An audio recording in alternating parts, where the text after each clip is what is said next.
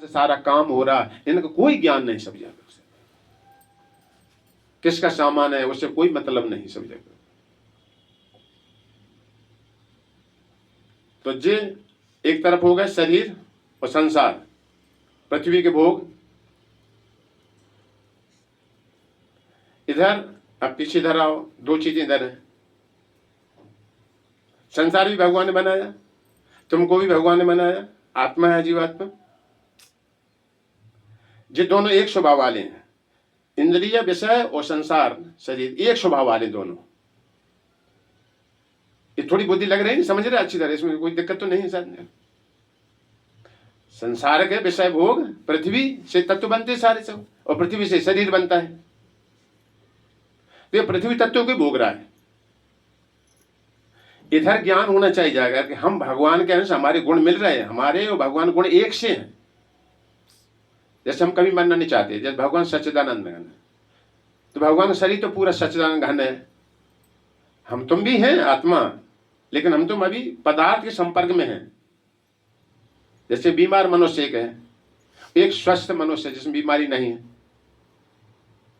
अरे समझ, तो अभी बीमारी की जो रोग लक्षण है वो हम तुम्हें स्वीकार करना पड़ रहा है, इसलिए हम खिन्नता है, होती है ना खिन्नता,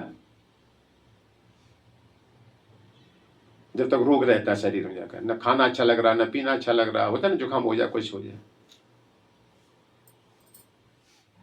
तो इसी कारण से हम अपने सच्चिदानंद स्वरूप में स्थित नहीं हो पा रहे जाकर के, इसलिए मर जाते हैं और मरना नहीं चाहते, कभी भी सुखी रहना चाहते हैं, है ना।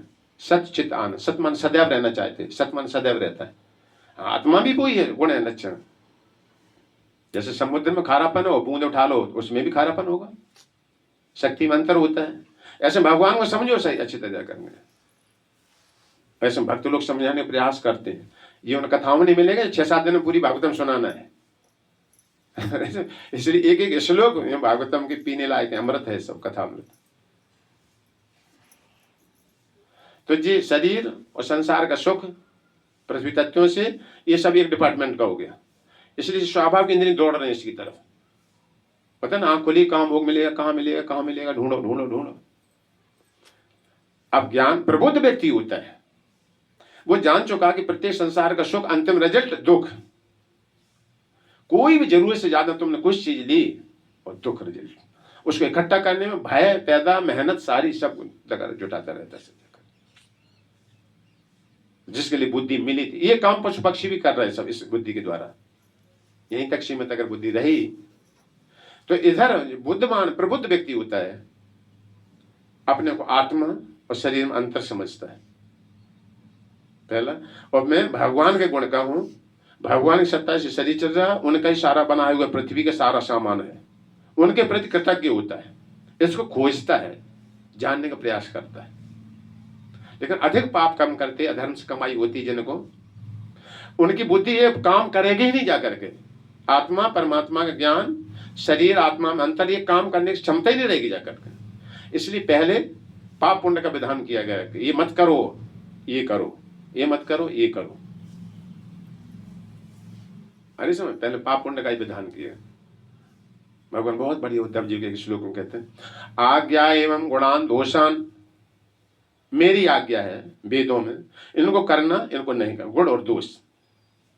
एक सुनते जाओ, वेदों में भगवान ने ज्ञान दिया, आज्ञा एवं गुणान दोषान माया आदिष्टान पेश्वकान, मैंने आदेश बनाए सारे सब कर। ये ब्रह्मा को पैदा कर, ब्रह्मा ने सारे भगवान हमारे आदेश बनाए एक सब कर। धर्मान संत्यज्य या सर्वान माम भजेत सब उत्तमा।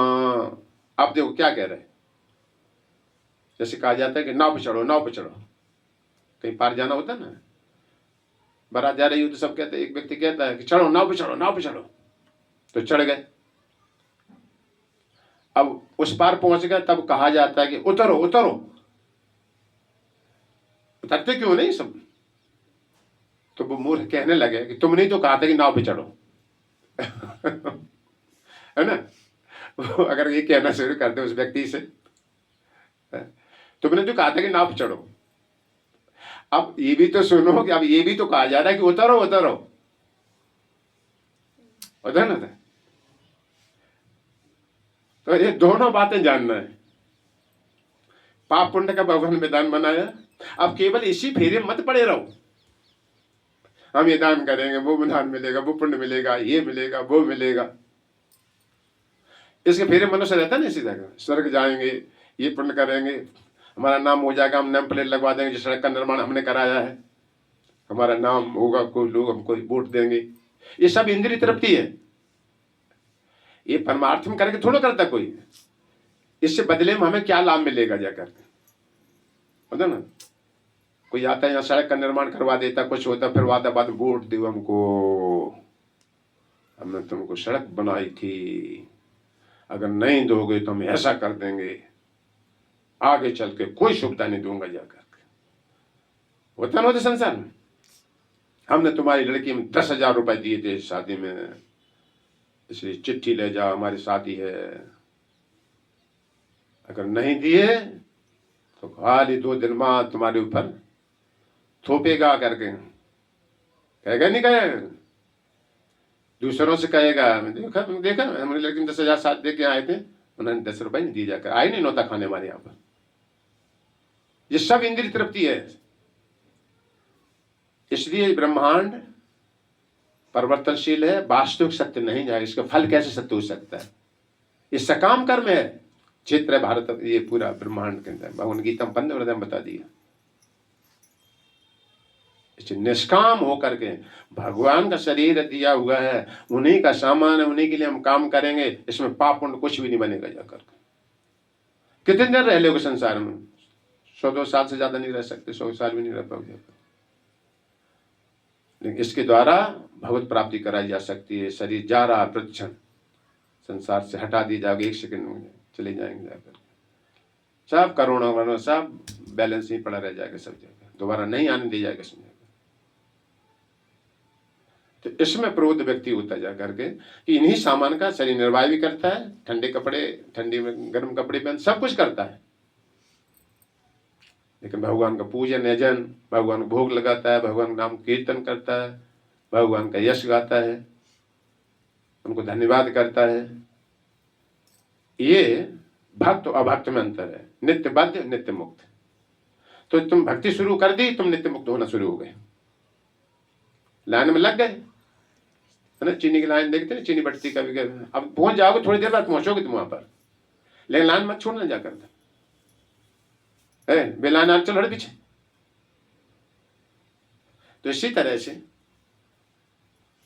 हम इस लाइन में लग गए, छोड़ना नहीं, संकल्प पूर्वक इतन तद दृढ़, भगवान गीता में दृढ़, छोड़ना नहीं, चाहे ठंडी गर्मी कुछ भी आए, बढ़ते चलो। आज स्मरण है, वो कल और ज्यादा होगा, परसों और ज्यादा होगा, ये नेत्र में बड़ा ही बुढ़ापा आता रहे। इसे देखो, बूढ़ा शरीर है तब भी उत्साह उतना नहीं बना रहता भक्ति में। बाकी संसारी काम, हम बूढ़े हो गए, हम फिर चला जाते, नाती तुम कर दे जाकर, उठा के सामान रख दो, उठा के बैठा लो मैं जाकर।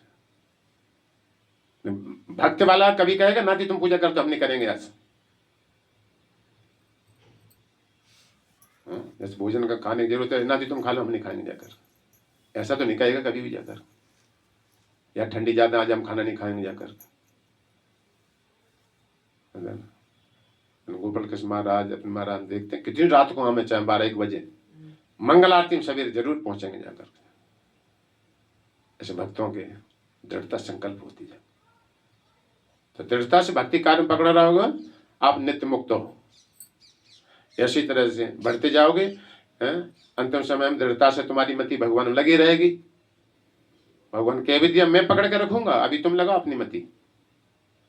स्मृति मत अनुग्रहात, मेरी कृपा से तुम्हें मेरी याद आ जाएगी अंतिम समय में जाकर। ये तुम ऐसे करोगे, पीछे अपनी मति मुझे में सदैव लगाए रखना। और जब तुम कमजोर हो जाओगे, जब तथा नहीं रहेगी श्वास खींचने की, तब मैं इस बात को तुम्हारी सहायता करूंगी याद कराने में। तो यही सारा कार्य कौशल है मनुष्य जीवन में।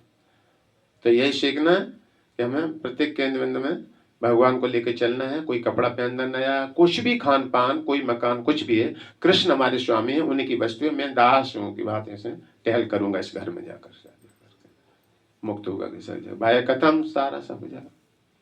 ठीक है, तो यहीं पर विराम देते हैं, काफी समय हो गया, 3:30 4:30 पौने। चल 152 घंटा